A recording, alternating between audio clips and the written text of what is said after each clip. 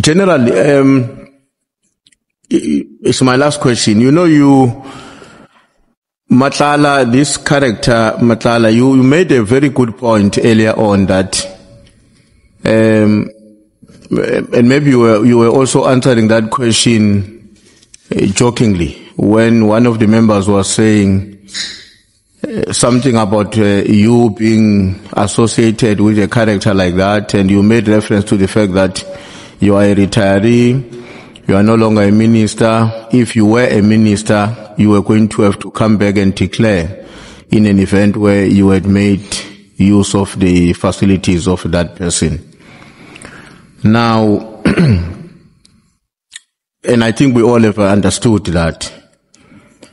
But besides the fact that you are a retired Minister General, you are not a retired leader of our movement and our people. And me and you know that our movement has historically prided itself as a parliament of the people of South Africa because of not just itself but also the conduct of its leaders. Don't you think that if you look at it now with the benefit of hindsight, that your association in whatever kind it assumes, acquaintance, or there's a word that was used here, in whatever kind that it assumes, don't you think that it does have a negative impact on the standing of the African National Congress? And don't you think in the context like that, you are contributing indirectly in diminishing the standing of the African National Congress by being associated with such characters? Thanks, Chair. That was my last question. Chairperson, when I met Matlala, I was not arrested. I did not even know that he's a wanted for the things that are there. By the way, many of the leaders of Matlala, leaders of the movement, have been seen with Matlala. I hope you have seen his photo with the president. I hope you have. Yeah, it's public. Is there, and I guess many people would not know, and as I would not have known then. But I repeat of what I said. Taking what I know now, I would not behave as I behaved before I know who he is and what kind of a character.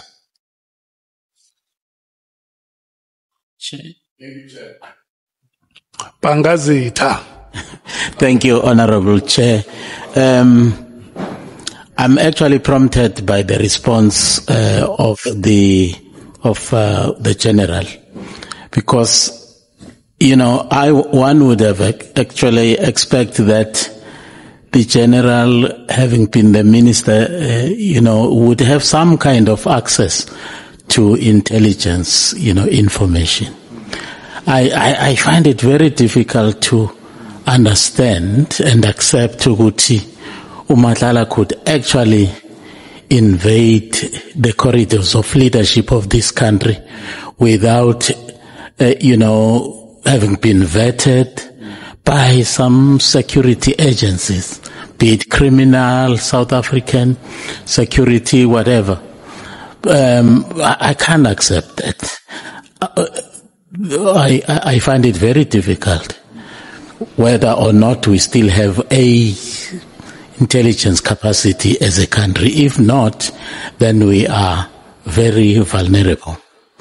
Thank you. General, do you have any comment to make? Well, the comment is that what I said yesterday to say is not the terrain of the minister to know the intelligence world. It's not. Somebody raised a question about counterintelligence. I just imagine the minister calling the counterintelligence. That would be worst. But with the president and those structures, remember, president has access to all these structures.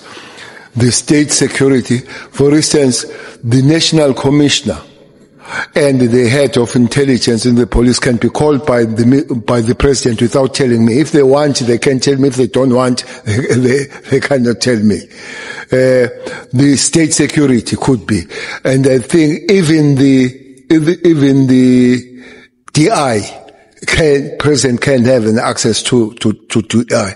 So, if you ask me that question, I will take it that such a character would have been known and in the radar of these structures. And at a certain given point, having said, Mr. President, there is such issue with this person. Has that happened? I don't know. Maybe it has happened. Maybe it has been after some time. But there is one problem about photos. It's a serious problem. I'm not sure whether, I know one person that they take a lot of photos with is Julius, Honorable Malema. And then I don't have a photo with Matlala. Never. Well, at least Usbaru wako. So, and then these photos, you find them moving around. So, and you really say, did I take this one? You know, this, Matala issue. There is a photo that I've taken recently. I was not even aware that one person has changed here. So now, when it moves around and you see that there are changes, you realize, man. So,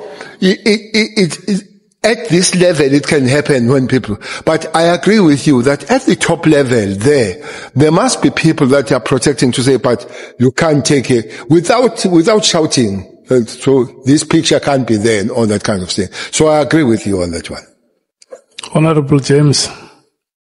Thank you, Chair. Just to add on to the Chief Whip's comment, not only does it negatively tarnish the image of the political party to which you belong, it also sends a painful message. Although we are discussing things here at a very high level, it also sends a very painful message to the mother down there whose child has just stolen from her. When you sleep in the hotel of someone that is allegedly embroiled in drug cartels, it means that you almost become indirectly a beneficiary of what we go through in our communities. So when we look at you as a leader, and we expect your conduct to be of such.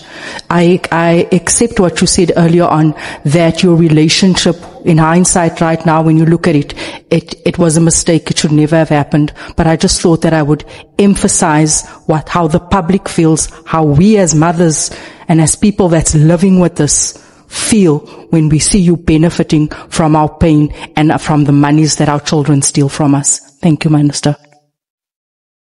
Honorable Chair, is exactly the point that human beings will make mistakes. You come back and say it happened.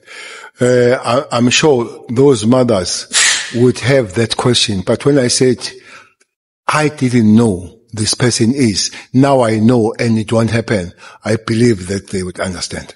Thanks. SC.